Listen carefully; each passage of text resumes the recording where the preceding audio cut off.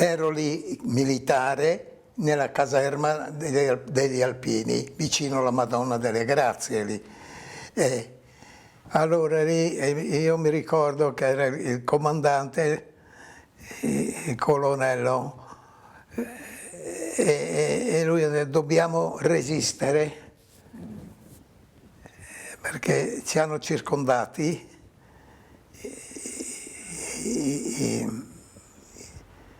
Erano i tedeschi,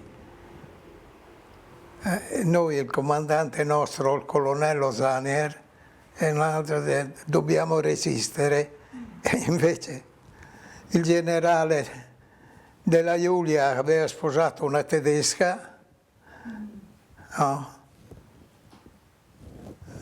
State calmi, non si fa niente, e non abbiamo posto resistenza. Venivano tutti, praticamente, li mandavano tutti dentro nella nostra caserma. Qui gli alpini di Tarvisio, di Pontebba, di Gemona, venivano tutti in quella caserma lì. Io ero in fureria, mi ricordo, e passavano tutti per la mia per la fureria lì. Si tirava giù i dati, i connotati, chi era, chi non era, cosa. È venuta mia sorella a portarmi i vestiti, vieni via, scappa. E io le ho detto, mi dispiace, ma non vedi che era la Rosa lì una volta che passava giù, sì.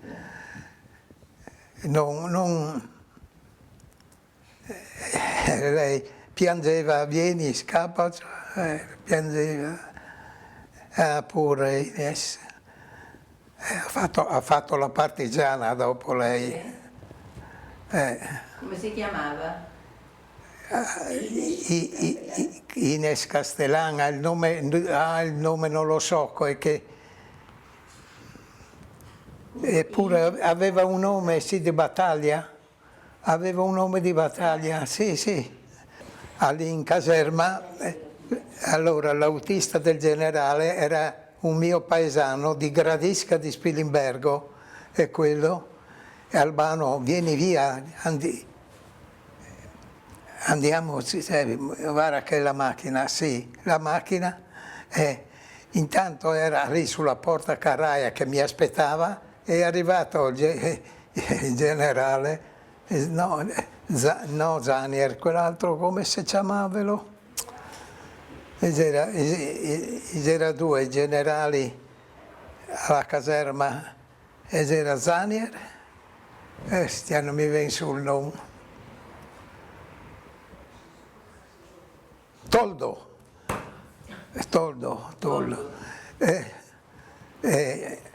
Quelli si venivano lì, che si era già pronti per partire con la macchina, con la pistola in mano, e ha detto, se voi partite io vi uccido, vi sparo, Toldo.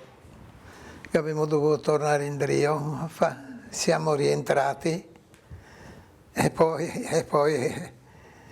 da lì è cominciato l'Odissea, ci hanno incolonnati per via Aquileia, e siamo entrati via Butrio, che erano già i vagoni pronti che siamo caricati, e 30-35 per vagone.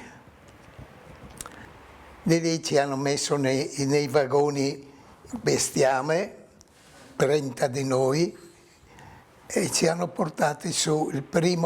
La prima tappa l'abbiamo fatta al confine a Cocao. Da lì siamo partiti sempre in questi vagoni.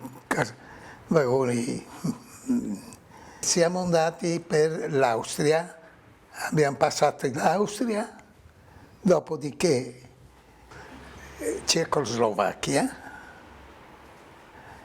e poi in Polonia, in un grande campo di concentramento che praticamente a Torum, si chiama Torum, erano di tutti gli stati, erano francesi, inglesi, russi e anche polacchi. In quel campo di concentramento lì sono rimasto, non mi ricordo neanche più, sa? E da lì mi hanno trasferito a Danzica ai lavori, e lì praticamente siamo stati, io e anche gli altri, a lavori del porto. Danzica, a caricare e scaricare carbone, di tutto, va bene. A Danzica siamo andati a Gdynia. Gdynia è un porto praticamente, era un po' militare più che altro, e lì sono stato, lavoravo diverso tempo lì. Era un magazzino militare che lavoravano polacchi, e noi, una squadra, ogni giorno si partiva dal campo di Nefarwasser, che era il nostro campo, si faceva a piedi quei 2 chilometri e si arrivava lì, in questo grande magazzino, che si lavorava praticamente. Mi ricordo i lavori peggiori, ecco, caricare le pelli di vacca che le pussava, che odoravano, e carbone.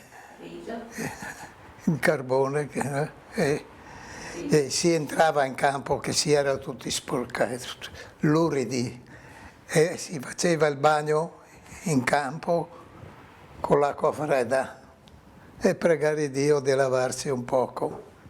E ne ho passate tante lì.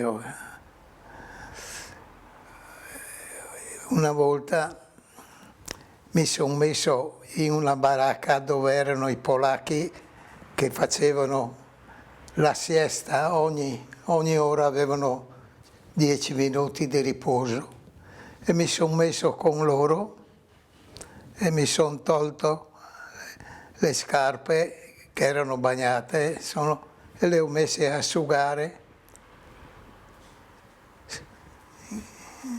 5 minuti dopo sono venuti dentro la SS, Rausarbeit, ci hanno fatti sloggiare, e io scalzo nella neve. Dio, sa che i passati o là. È entrato dentro quella della SS, via Rausarbeit, e io sono andato a nascondermi dentro un bidone. Nel bidone lì, sono stato lì fin quando le acque si sono calmate, sono venuto fuori.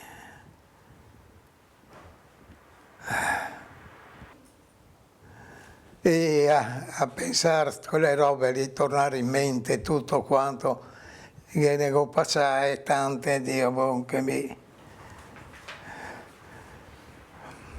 Quando si doveva andare a prendere il rancio, e da lì, dalla baracca dove si era noi, si camminava, si andava verso la baracca, era un posto dove distribuivano il rancio, e lì cosa mangiavate? Racconta cosa mangiavate. ognuno aveva, chi aveva addirittura qualcuno non aveva nemmeno corsi, doveva prima mangiare noi e passare la gavetta a quello che non aveva, e mangiava, e si mangiava il minestrone di rape, minestra di rape,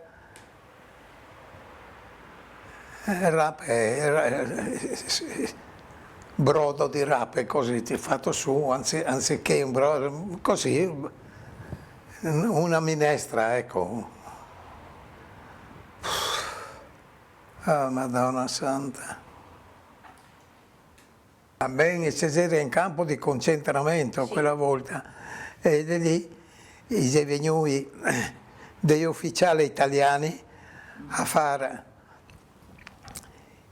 a dire: guardate, passate dalla parte nostra dei repubblichini e starete bene, eccetera.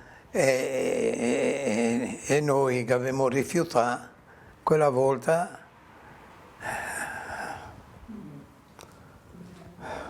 se doveva andare con le barelle a tirar su i morti che c'era durante i bombardamenti, e da lì portarli in un grande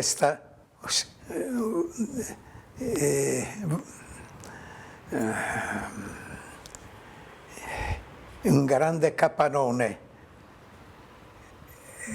e lì c'era solo cadaveri. C'era Picai? Pensa bene. Ben, quelli c'erano i disertori, Ragazzi? c'erano ragazzi giovani che noi voleva combattere, e da lì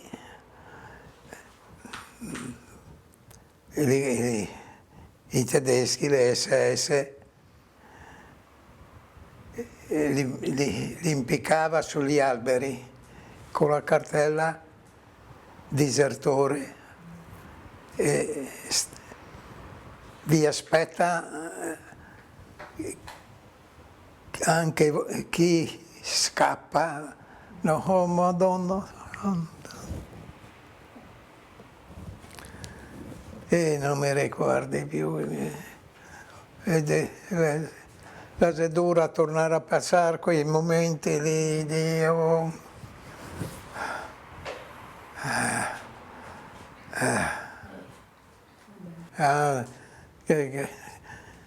le robe.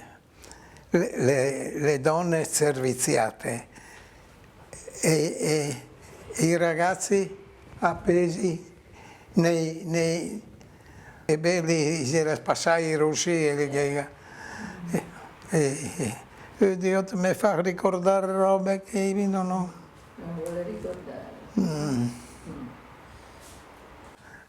Noi si era internati militari, ai prigionieri che arrivava i pacchi, e noi niente, mai niente.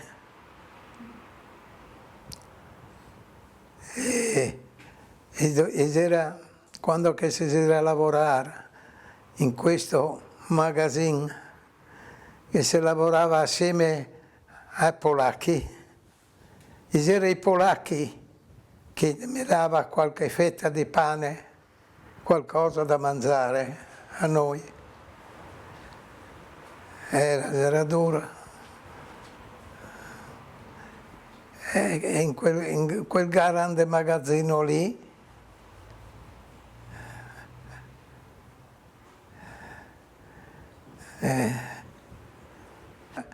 noi prigionieri si lavorava in questo magazzino, era tutto il riso che arrivava dall'Italia,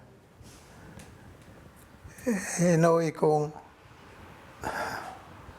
una trivella si evocava i sacchi e si metteva il riso, se lo nascondeva nei sacchetti, piccoli sacchetti, se li nascondeva qua sotto, qua là, in modo che no, perché prima di uscire da questo magazzino si facevano il controllo perché se trovava qualcosa ti davano le stangate. Ah, Madonna, no.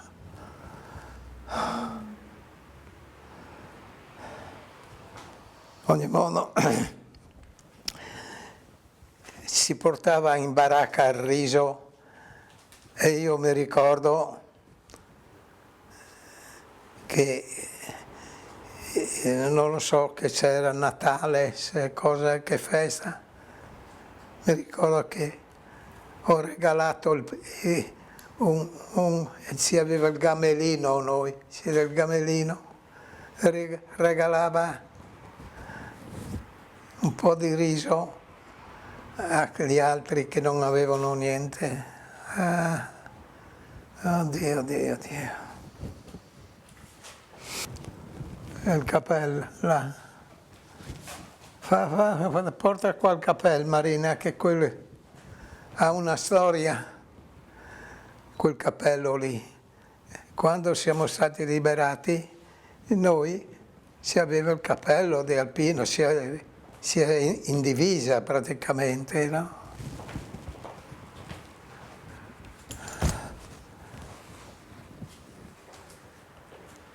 Io ero, vedi, ero dell'8° Alpini, del battaglione Tolmezzo,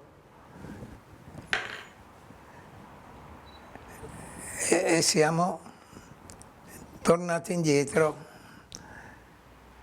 E i russi, ci hanno liberato i russi, un maresciallo russo aveva una ferita qua,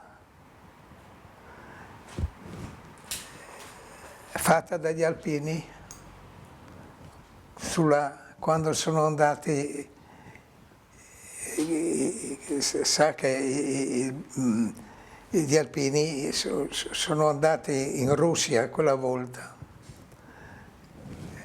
e lì, quel maresciallo lì, un alpino si vede che alla baionetta, non lo so come, aveva una ferita qua, e quando vedeva un cappello così alpino erano dolori, e io mi ricordo che abbiamo dovuto nascondere i capelli dopo.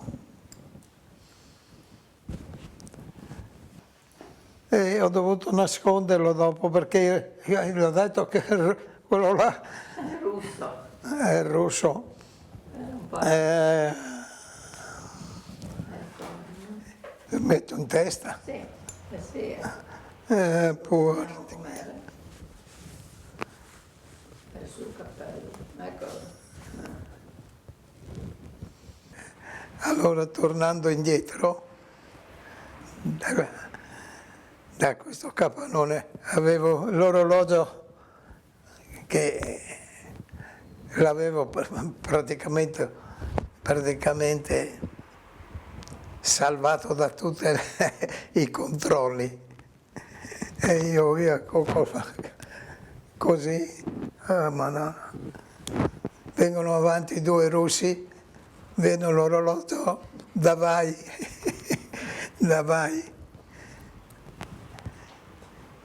Ma il mutter, che ho detto, mia mamma ha regalato l'orologio e tira giù il parabello e me lo punta qua.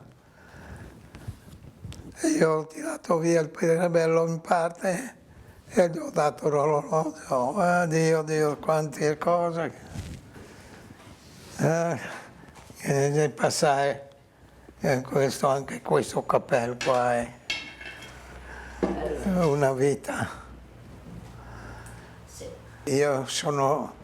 Noi siamo rientrati, mio fratello che era prigioniero a Berlino, è stato liberato prima di me, è rientrato. Io mi ricordo Pescantina, Pescantina. Pescantina è sul confine italo, e lì rientravano tutti prigionieri. lì a cosa o sul confine, ha preso i vagoni, carrozze normali. Carrozze normali, siamo venuti giù